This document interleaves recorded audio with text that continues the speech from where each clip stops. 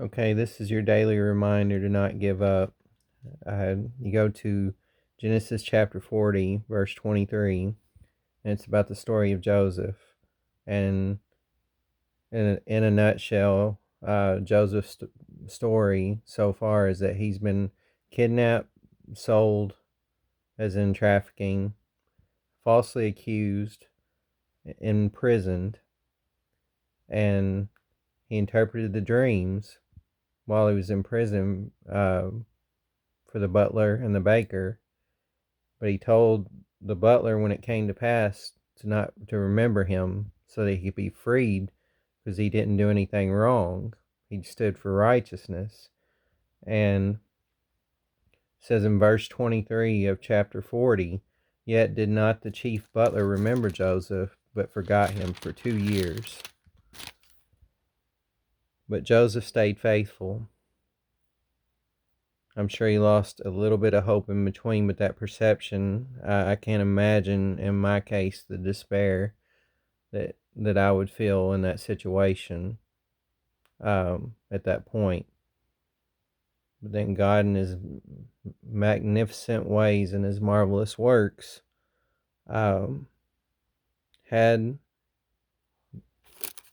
the butler remember Joseph.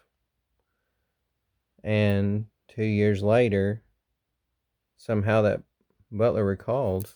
And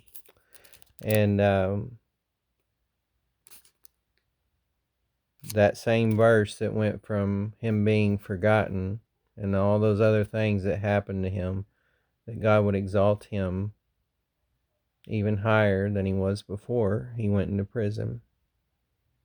And a great deliverance and breakthrough that really hit me hard, and that I absolutely love this verse, that as he told Pharaoh the interpretation of Pharaoh's dreams, Pharaoh looks at him and goes, "Can we find such a one as this, a man in whom the Spirit of God is?" This is Pharaoh.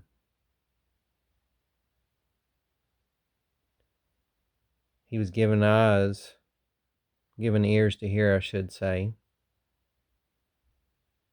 and he followed through with that interpretation that Joseph gave him through the Lord. And Joseph went from being sitting in that prison cell, forgotten, kidnapped,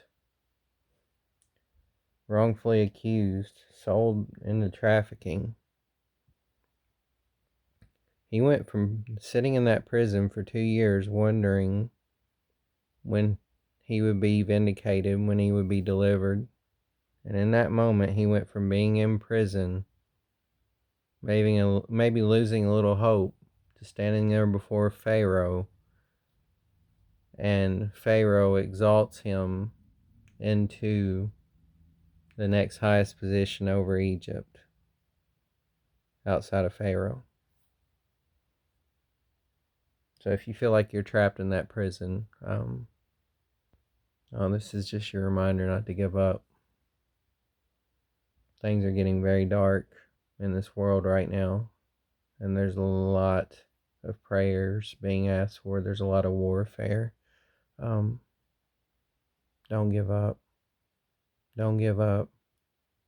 It's like I always tell my wife, if you could just see over that hill, there's a hill that we're all climbing right now, and it seems so difficult, and it seems you're getting so tired, and you just feel like you're not going to make it. Cling to Jesus, because if only that hill could be cleared out in front of you and just cut out, that you could see that off in the distance is the finish line. Oh, don't give up now. Just cling to Jesus. God bless you all.